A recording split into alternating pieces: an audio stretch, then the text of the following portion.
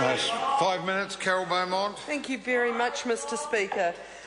It's very interesting to me, the very brief calls being taken on the other side of the House on something that is a very serious matter, and something that in my time in this House has been traversed on many occasions. So, like my colleagues, I stand to support this bill, and it's about time. It is about time that we did something about lowering the adult legal alcohol limits.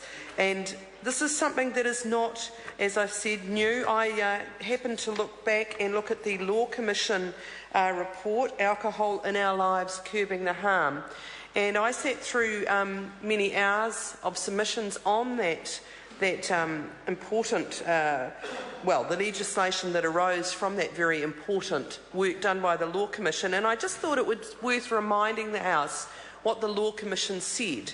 And they said, drink driving and transport policies. In our issues paper, we suggested there was a strong case for the blood alcohol limits to be reduced from 80 to 50 milligrams of alcohol per 100 millilitres of blood for all drivers, with zero tolerance for drivers under 20 years of age. We also said consideration should be given to the introduction of alcohol ignition locking devices for all convicted drink drivers. Although we did not seek submissions on these matters, and this is the important bit, although we did not seek submissions on these matters, but encouraged them to be made directly to the Ministry of Transport as part of the Safer Journeys consultation, we received more than 1,240 transport-related submissions. They were forwarded to the Ministry of Transport for its consideration. Our view is unchanged. Like the majority of submitters, we believe blood alcohol limits must come down. That was the Law Commission in 2010. And the fact of the matter is there has been numerous opportunities to do what is being done now. And my former colleague Darren Hughes, as others have mentioned, had a members' bill to deal with this issue because the government wasn't brave enough to deal with it at the time.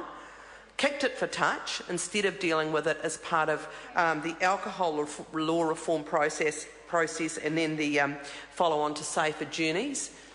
Instead of being brave enough to deal with something that actually would have saved lives, as others have said, we went for more research. And in fact, I can recall in the Transport and Industrial Relations Select Committee listening to discussion about how we needed more research on this matter because our roads were different than the other countries we were talking about.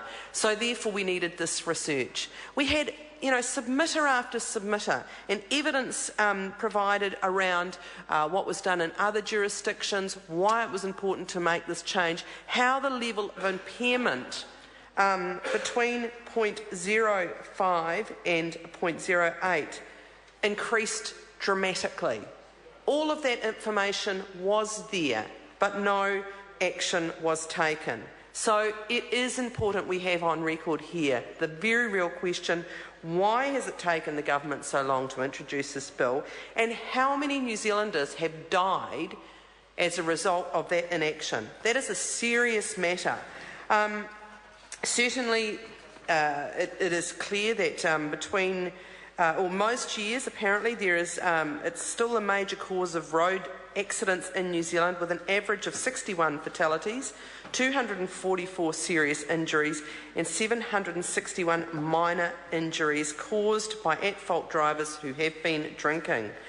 And the social cost of those injuries and fatalities is $446 million, a huge sum in our country. But that's, of course, just the financial cost, the emotional cost to the individuals who are seriously injured, to the families of people who are killed or seriously injured. It's just phenomenal. It is a huge issue. And the fact it has taken so long, I do think, is very, very serious. We will be looking closely at the penalty regime that is put up in this Land Transport Amendment Bill. We are not convinced that the suggestions around a different regime for those who have blood alcohol levels between the 0.05 and the 0.08 is right, but we will be carefully scrutinising submissions on that matter. Thank you. Gareth Hughes, 10 minutes.